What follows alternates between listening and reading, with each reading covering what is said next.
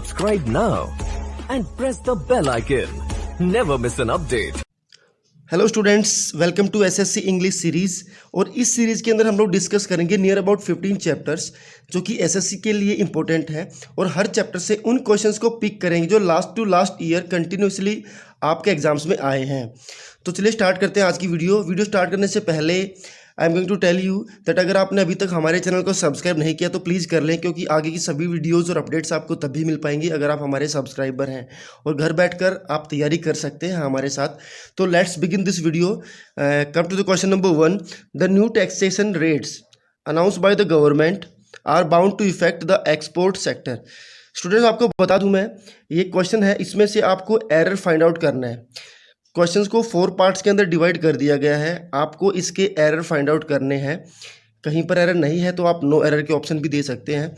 और इस वीडियो के अंदर जो भी क्वेश्चंस को मैं डिस्कस करूंगा, मैं आपको इसका आंसर भी बताऊंगा और उसका जस्टिफिकेशन भी मैं आपको दूंगा, सो दैट कि अगर आप फ्यूचर में उस क्वेश्चन जैसा आपके पास कोई क्वेश्चन आता है तो आपको पता हो कि यहाँ पर जो आंसर मैं ओके कर रहा हूँ वो आंसर क्यों ओके कर रहा हूँ मैं। ओके, चलिए स्टार्ट करते हैं। तो एक बार फिर से क्वेश्चन को रीड आउट कर देता हूं मैं। The new taxation rates announced by the government are bound to effect the export sector. या तो इन 3 पार्ट्स में कोई एरर है या फिर 4th पार्ट नो एरर के लिए है। द न्यू टैक्सेशन रेट्स ये ओके है। अनाउंस्ड बाय द गवर्नमेंट ये पैसिव वॉइस फॉर्म है, ये भी ओके है। Are bound to effect the export sector. अब यहाँ पर आप इस टू इफेक्ट को देख लीजिए। इफेक्ट एक नाउन होता है, टू के साथ हमेशा वर्ब की फर्स्ट फॉर्म आती है। और अगर वर्ब की बात की जाए जो इफेक्ट की जगह पर आ सकती है, वो वर्ब होती है अफेक्ट। तो यहाँ पर ये हमारा एरर है और यहाँ पर इसका जो आंसर बनेगा वो बनेगा अफेक्ट। तो affect is the right answer. तो यहाँ पर पार्ट जो थर्ड जो पार्ट है वो इसका आंसर है। थर्ड पार्ट को आप रिप्लेस करेंगे इफेक्ट को अफेक्ट से। Come to the second question. Second question, I never considered him to be a person who would go back on his promise then do not even apologise. अब ये जो question है students, इस question को एक बार फिर से आप समझ लीजिए। I never considered him to be a person who would go back on his promise. ये पास्ट टेंस का सेंटेंस है, ये पास्ट टेंस का सेंटेंस है। पास्ट टेंस में जब हम अजम्पशंस करते हैं तो वुड का हम लोग यूज़ करते हैं।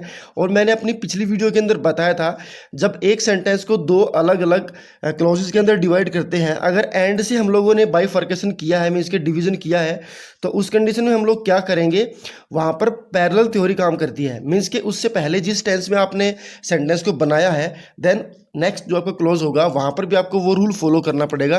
तो ये पास्ट के अंदर हम यहाँ पर डू नोट को हमने यूज़ कर रखा है, तो डू नोट जो है इसकी रॉन्ग सेंस है। तो थर्ड पार्ट ये जो आपका हुआ ये गलत है। अब यहाँ पर सही क्या आएगा वो भी समझ लीजिए।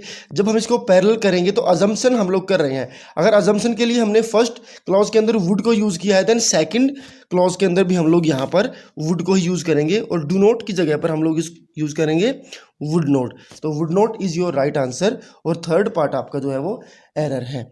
चलिए come to the next question. Third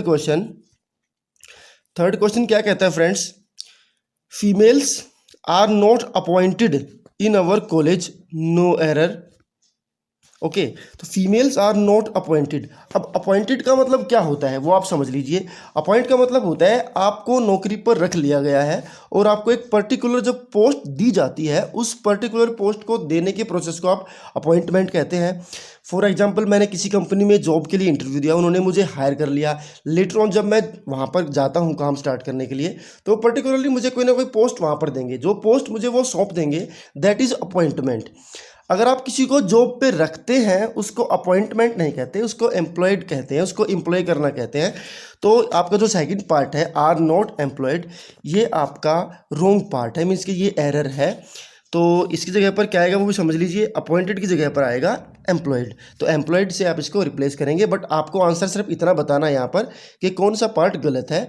तो ये आप बताएंगे कि हमारा ये वाला पार्ट गलत है। Come to the next question, fourth question. Okay, come to the fourth question. When students are ill, they find that they have a lot of work to catch up with when they return. Look at the question once again. When students are ill, friends हमेशा जब भी आप questions को read out करते हैं तो questions के अंदर ही वो एरर कहाँ पर है, ग्रामेटिकली क्या गलती हो सकती है, वो आप फाइंड आउट कर सकते हैं इजीली। उसके लिए आपको कम से कम क्वेश्चन को 2 या 3 बार पढ़ें, ध्यान से पढ़ें। ग्रामेटिकली रूल्स, कुछ रूल्स ऐसे होते हैं जो हिडन फॉर्म में होते हैं, लेकिन मोस्टली जो रूल्स होते हैं वो आपको फटाफट से दिख जाते हैं। उसके लिए आप 2-3 बार क्वेश्चंस को जरूर पढ़िए, समझने का प्रयास कीजिए।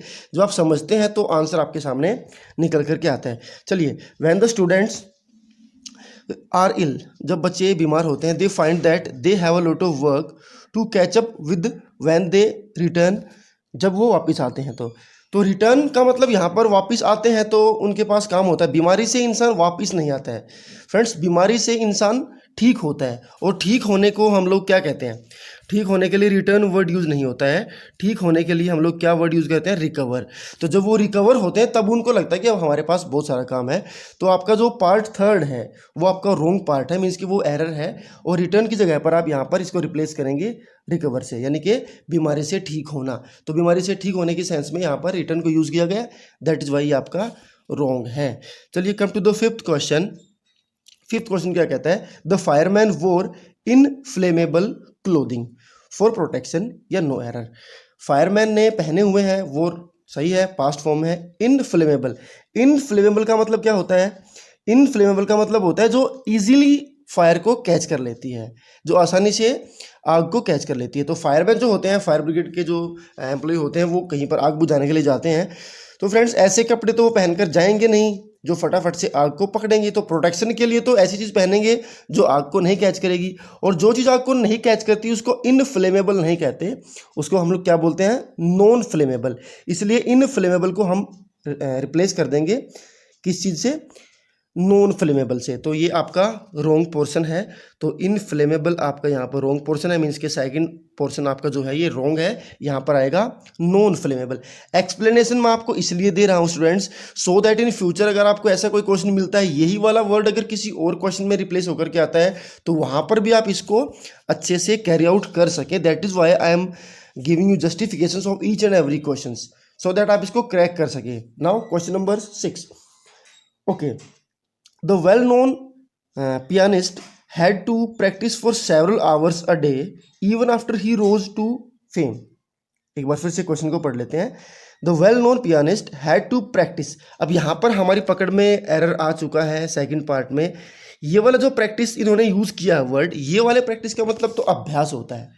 अब हम यहाँ पर बात कर रहे हैं वर्ब्स की, क्योंकि हम वर्ब्स के चैप्टर डिस्कस कर रहे हैं तो मोस्टली क्वेश्चंस वर्ब के ही हैं ऑब्वियसली। दूसरी चीज़ ये भी है, टू के बाद हमेशा वर्ब की फर्स्ट फॉर्म आती है। इससे पहले एक ऐसा क्वेश्चन डिस्कस कर चुका हूँ जहाँ पर इफेक्ट वर्ड को यूज़ किया था। इफेक्ट एक नाउन होता है, in the same way practice भी नाउन होता है। इसका मतलब होता है प्रयास। हमने यहाँ पर शो करना कि प्रयास करना मीन्स के वर्ब, और प्रयास करने के लिए प्रैक्टिस की जगह पर हम लोग यूज़ करेंगे प्रैक्टिस, जहाँ पर लास्ट में SE आता है, वो वाला वर्ड, उसका मतलब होता है अभ्यास करना। तो इस प्रकार से अगर हम देखेंगे तो आपका पार्ट नंबर 2 जो है वो रॉन्ग है, प्रैक्टिस को रिप्लेस कर देंगे प्रैक्टिस से। चलिए, come to the 7th question. I must compliment you on your good manners and your impeccable behaviour, no error. Okay, अब यहाँ पर गलती क्या है वो समझ लीजिए। कॉम्प्लीमेंट वर्ड को हमने यूज़ किया है, 2-3 बार आप पढ़ेंगे तो आपको समझ में आ जाएगा। कॉम्प्लीमेंट का मतलब क्या होता है? कॉम्प्लीमेंट का मतलब जो यहाँ पर वाला जो कॉम्प्लीमेंट यूज़ किया गया है, इसका मतलब होता है टू मेक कंप्लीट, पूरा करना, किसी चीज़ को कंप्लीट करना। ये कंप्लीट से बना है कॉम्प्लीमेंट। लेकिन हम अगर यहाँ पर किसी की तारीफ़ करने की सेंस की बात करते हैं कि भैया आपको, आपका जो तरीका है, आपका जो इतना अच्छा बिहेवियर है, पीसफुल आप रहते हैं, उसके लिए मुझे आपकी तारीफ़ करनी चाहिए। तो तारीफ़ करने के लिए ये वाला कॉम्प्लीमेंट नहीं आएगा। यहाँ पर जो कॉम्प्लीमेंट आएगा दैट इज़ COMPLIMENT, जिसका मतलब होता है एडमायरेशन करना, जिसका मतलब होता है किसी की तारीफ़ करना। तो पार्ट नंबर आपका जो 1 है दैट इज़ रॉन्ग वे, और ये आपका आंसर है। और इस कॉम्प्लीमेंट की जगह पर आप उस वाले कॉम्प्लीमेंट जहाँ पर PLI को हम यूज़ करते हैं, वो आंसर इसका बनेगा। Then come to the 8th question of this video. The value of dollar declines as the rate of inflation raises, no error. The value of dollar decline, dollar की value decline हो रही है as the rate of inflation raises, जैसे जैसे inflation की जो rate है वो बढ़ रही है। अब रेजिज का मतलब क्या होता है? अब हम यहाँ पर उठने की बात कर रहे हैं, ऊपर उठने की बात कर रहे हैं। ऊपर उठने के लिए हम लोग यहाँ पर क्या यूज़ करेंगे स्टूडेंट्स, आपको बता दूं मैं, राइज।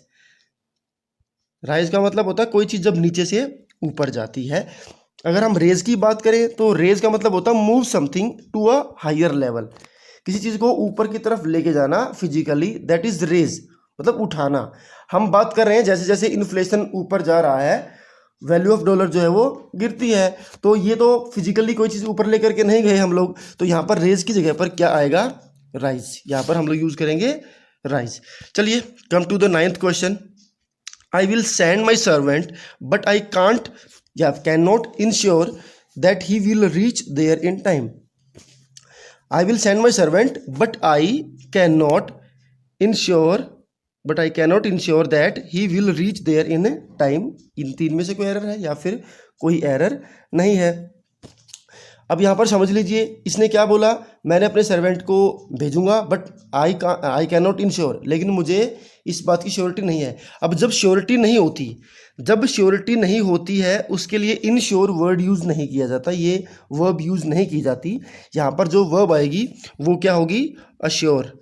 अश्योर वर्ब हम यहाँ पर यूज़ करेंगे स्टूडेंट्स। अश्योर का मतलब होता है अश्योरिटी होना, किसी बात पर विश्वास होना, कि मैं आपको इस बात का विश्वास नहीं दिला सकता कि वो समय पर पहुँचेगा या फिर नहीं पहुँचेगा। अब बात कर लेते हैं कि इंश्योर वर्ड का क्या मतलब होता है। आपको बता दूं क्योंकि लाइफ में आगे भी काम आ सकता है। इंश्योर का मतलब होता है provide insurance, cover in respect of, मतलब कोई अगर आपके साथ कोई हादसा होता है, आपने बीमा करा रखा है, तो उसका कवर जब आपको कंपनी देती है, उसके बदले में पैसे देती है, तो उसको कहते हैं इंश्योर। मीन्स कि ये इंश्योरेंस से जुड़ा हुआ वर्ड है। इंश्योरेंस इसी वर्ड से निकल करके हमारे सामने आया है। चलिए come to the 10th question. The boy laid in the shelter for a long time before somebody came to rescue him. Error या फिर क्या है? The boy laid in the shelter for a long time before somebody came to rescue him.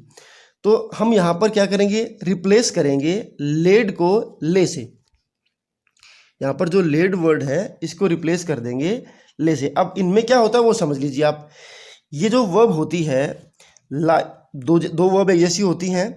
लाई एक verb होती है, लाई लाइड लाइड, इसका मतलब होता है कोई गलत या मतलब झूठी स्टेटमेंट देना।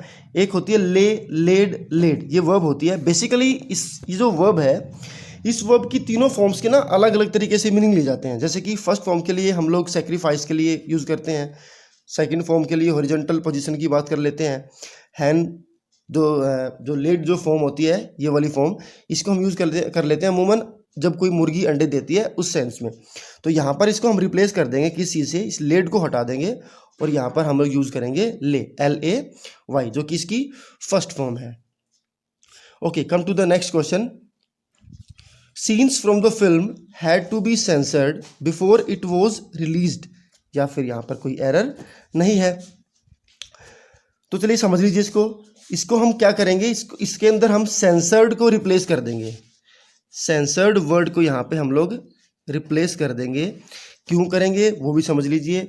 सेंसर्ड का मतलब ये वाला जो सेंसर्ड है ये यहाँ पर रॉन्ग फॉर्म में आता है। इसकी जगह पर जो सेंसर्ड आएगा उसकी जो स्पेलिंग होती है वो CENSORED होती है, जिसका मतलब क्या होता है? कोई बुक या कोई फिल्म उसको एग्जामिन करना, उसको एग्जामिनेशन करना उसका, और उसको क्लैरिफाई करना कि ये एक्सेप्टेबल है या फिर नहीं है। उसके उस पार्ट्स को अगर हम कट करते हैं तो उसको सेंसर कहा जाता है, CENSOR।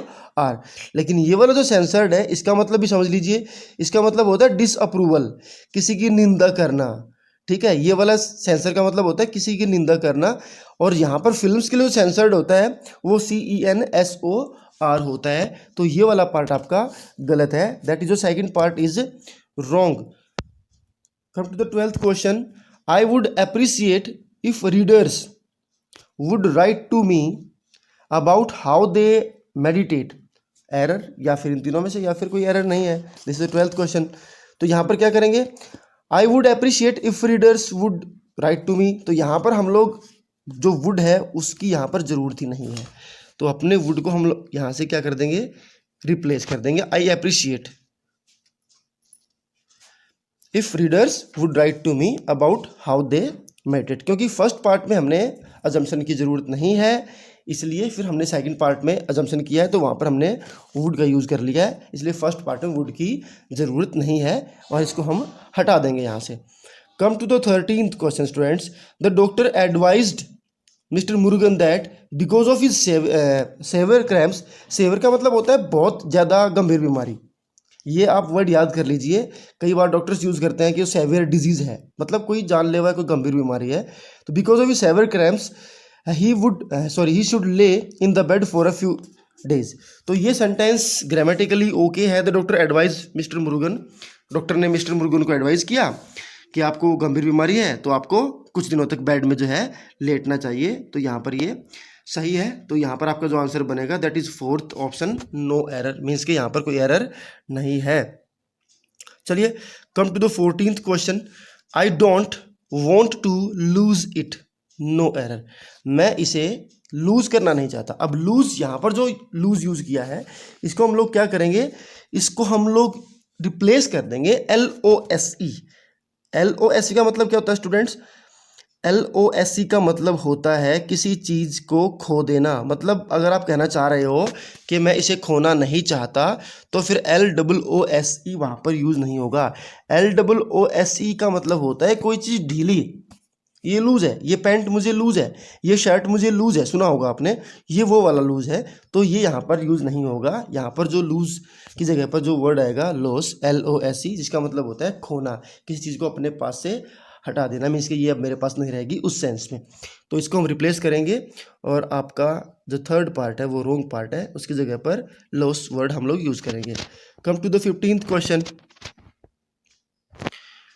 okay, come to the 15th question, this is your 15th question, do not get panicked in emergencies, do not get panic in emergencies, change panicked into panic, we simplify use do not panic।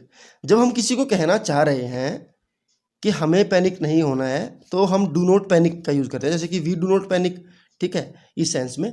तो do not gate panicked में अगर बात की जाए तो हम लोग क्या करेंगे, गेट पैनिक्ड को हटा करके पैनिक को यूज़ करेंगे, मीन्स कि गेट पैनिक्ड कहने की आपको ज़रूरत नहीं है, do not panic. Do not के बाद आपको पता है, जैसे आपको कहना है कि आप हंसो मत, डू नॉट लाफ यूज़ होता है, आप ये सब नहीं बोलते ना कि डू नॉट गेट लाफ्ड, ऐसा बोलने की तो कोई ज़रूरत नहीं होती है।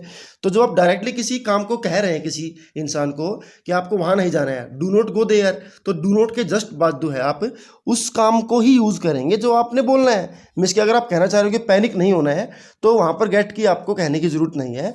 तो जो सेकंड पार्ट है इसका वो रॉन्ग है, तो आप इसको गेट पैनिक को रिमूव कर देंगे, हटा देंगे और इसकी जगह पर यूज़ करेंगे panic. Okay, come to the 16th and the last question of this video students, I use to go out to work earlier. यहाँ पर आपको मैं ये बात बता देता हूँ कि अगर आपको कोई चीज़ की हैबिट बतानी है कि अमूमन मैं ऐसा किया करता था, समझ लीजिए आप, ये आपको फ्यूचर में भी काम आने वाली है या आपको हर जगह लाइफ में भी काम आएगी, जब आप इंग्लिश बोलते तब भी काम आएगी। अगर आप अपनी पास्ट टेंस की किसी हैबिट को जनरली शो कर रहे हैं तो वहाँ पर यूज्ड टू का यूज़ होता है। ओके, बेसिकली ये मॉडल में भी यूज़ करते हैं यूज्ड टू, ठीक है, यूज टू प्लस वर्ब की फर्स्ट फॉर्म ये आप शो करती है आपकी पास्ट की किसी हैबिट को, तो यहाँ पर यूज टू जैसी कोई चीज़ होती नहीं है, तो यहाँ पर आप फर्स्ट पार्ट जो आपका है वो रॉन्ग है, आप उसको हटा देंगे, मीन्स के यूज़ को हटा करके यहाँ पर क्या आएगा, यूज्ड टू, ये आपके पास्ट हैबिचुअल्स एक्शंस को शो करता है। तो आई होप स्टूडेंट्स ये वीडियो आपको समझ में आ गई होगी। मैंने अपनी पूरी कोशिश करी है लगभग हर क्वेश्चंस को सिंप्लीफाई करके जस्टिफिकेशन के साथ आपके सामने प्रेजेंट करूं, सो दैट इन फ्यूचर अगर ऐसा कोई क्वेश्चन आपको मिलता है तो आप उसको क्रैक कर सके। Thanks for watching this video. हमारे चैनल को प्लीज़ सब्सक्राइब करें, वीडियोज़ को शेयर करें अपने फ्रेंड्स के साथ, सो दैट उनको भी ये बेनिफिट मिल सके। Thank you.